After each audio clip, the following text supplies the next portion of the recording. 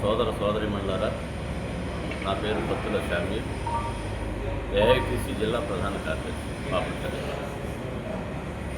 ఈ రోజున దేశవ్యాప్తంగా దళిత క్రైస్తవులపై సుప్రీంకోర్టు చేసినటువంటి వ్యాఖ్యలపై దళిత క్రైస్తవులతో పాటు అనేక మంది అనేక రకాలుగా మాట్లాడుకుంటూ మదన పడతా ఉన్నారు. ఇవాళ కులం పేరుతోటి, మతం పేరుతోటి అనేక రకాలైనటువంటి తీర్పులు వస్తూ ఉన్నాయి. వాస్తవంగా ఆనాడు కులం పేరుతోటే ఉన్నటువంటి వారిని రిజర్వేషన్ కల్పిస్తూ వారికి కొన్ని రాయితీలు ఇవ్వడం జరిగింది.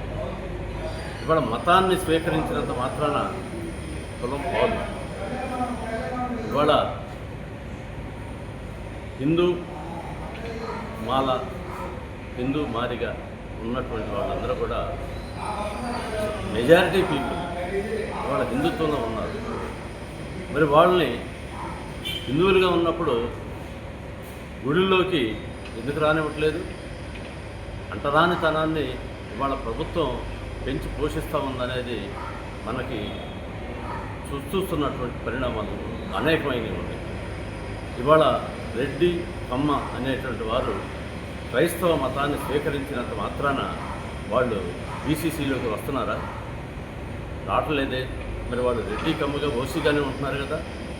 వాళ్ళు క్రైస్తవ మతాన్ని స్వీకరించినంత మాత్రాన ఇవాళ వాళ్ళకి హిందువుగా ఉన్నటువంటి వాళ్ళకు రిజర్వేషన్లో వర్తించవని చెప్పడం అది సరైనది కాదు అని చెప్పేసి మేము అభిప్రాయపడతాం.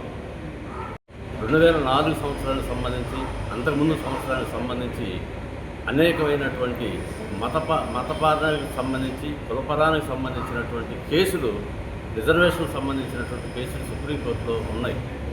వాటిని పరిగణలోకి తీసుకొని సుప్రీంకోర్టు న్యాయమూర్తులు ఎవరైతే ఉన్నారో ఫుల్ బెంచ్ ఇవాళ దాన్ని పరిగణలోకి తీసుకొని వాటిని విచారించి అందరికీ ఏదైతే వ్యక్తిగతమైనటువంటి కేసుల మీద తీర్పులు కాకుండా దేశంలో ఉన్నటువంటి ఏదైతే అంటరానితనాన్ని అనుభవిస్తున్నటువంటి పేద ప్రజలు, పేద దళిత క్రైస్తవులు వారికి ఇచ్చేటటువంటి రాయితీల్ని ప్రభుత్వం అనేక రకాలుగా మతం పేరుతోటి మీరు క్రైస్తవులకు ఉన్నారు కాబట్టి మీకు రిజర్వేషన్ వర్తించమని చెప్పేసి అనేది చెప్పడం, ఆ తీర్పులు ఇవ్వడం అని కూడా సరైనది కాదేమోనని ఒకసారి ఈరోజు భారతదేశ వ్యాప్తంగా ఉన్నటువంటి దళిత క్రైస్తవులందరూ కూడా అనేక రకాలుగా మదన పడుతూ ఉన్నారు. దీన్ని ప్రజల్లో తీసుకెళ్ళి మరి న్యాయమూర్తులు ఇచ్చినటువంటి తీర్పు ఏదైతే ఫుల్ బెంచ్ ద్వారా రావాలని చెప్పేసి జనం కోరుకుంటా ఉన్నారు. కాబట్టి అంటరానితనాన్ని నిర్మూలించాయి. దేశంలో ఉన్నటువంటి పేద బడుగు వర్గాలని దళిత క్రైస్తవులుగా ఉన్నటువంటి వాళ్ళందరూ కూడా ఎస్సీలుగానే, అంటే వాళ్ళకి ఇచ్చేటటువంటి రాయితీలు కోల్పోకుండా ఉండేటానికి చూడాలని చెప్పేసి న్యాయమూర్తుల్ని మేము విజ్ఞప్తి చేస్తూ ఉన్నాం.